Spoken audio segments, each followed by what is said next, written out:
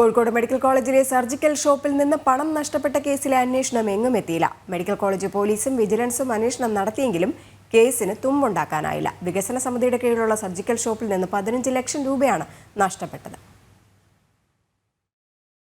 ജംപ്ലാന്റ് ഉപകരണങ്ങൾ വിൽക്കുന്ന സർജിക്കൽ ഷോപ്പിൽ നിന്ന് 2018 6 ലക്ഷം രൂപ നഷ്ടമാകുന്നത്.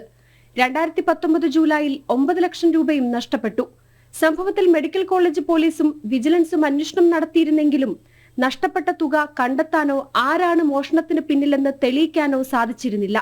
സർജിക്കൽ ഷോപ്പിൽ അന്ന് ഡ്യൂട്ടിയിലുണ്ടായിരുന്ന accountant, senior pharmacy, bill collector എന്നിവരെ സസ്പെൻഡ് ചെയ്തതല്ലാതെ മറ്റൊരു നടപടിയും ഉണ്ടായിട്ടില്ല. 2021 മാർച്ചിൽ പ്രതികളെ കണ്ടെത്താനായില്ല എന്ന് പറഞ്ഞ പോലീസ് കുന്നമംഗലം കോടതിയിൽ റിപ്പോർട്ട് സമർപ്പിച്ചു.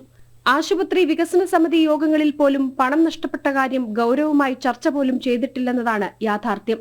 സാധാരണക്കാരായിട്ടുള്ള ആളുകൾ അവർ ആശ്രയിക്കുന്ന ഒരു മെഡിക്കൽ കോളേജിലാണ് OP ടിക്കറ്റിന്റെ പേരിൽ സൗജന്യമായിരുന്ന OP ടിക്കറ്റ് 10 രൂപയാക്കി ഉയർത്തിയിരിക്കുന്നത്.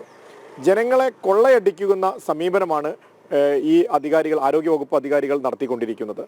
എന്നാൽ കോഴിക്കോട് മെഡിക്കൽ കോളേജിൽ സർജിക്കൽ ഉപകരണങ്ങൾ വിൽക്കുന്ന സ്ഥലത്ത് അവിടെ 2 തവണയായിട്ട് ലക്ഷങ്ങളാണ് 2 തവണയായിട്ട് അവിടുന്ന് നഷ്ടപ്പെട്ടിരിക്കുന്നത്. എന്നാൽ അതിനെക്കുറിച്ച് കൃത്യമായിട്ടുള്ള അന്വേഷണം നടത്തുന്നതിനോ ആ അന്വേഷണം ഏകോപിപ്പിക്കുന്നതിനോ പോലീസ് അധികാരികൾക്കും ആരോഗ്യവകുപ്പിനും സാധിച്ചിട്ടില്ല എന്ന് നമുക്ക് കാണുവാൻ സാധിക്കും. ഒന്നും രണ്ടുമല്ല, 15 ലക്ഷം രൂപയാണ് നഷ്ടമായത്. ആ പണം നഷ്ടപ്പെട്ടതിന്റെ പൂർണ്ണ ഉത്തരവാദിത്വം ആശുപത്രി അധികൃതർക്ക് തന്നെയാണ്. OP ടിക്കറ്റിന് ചാർജ് ഏർപ്പെടുത്തി രോഗികളിൽ നിന്ന് പണം പിഴിയുന്ന ആശുപത്രി അധികൃതർക്ക് നഷ്ടമായ 15 ലക്ഷത്തെക്കുറിച്ച് മിണ്ടാട്ടമില്ല. ജനം, കോഴിക്കോട്.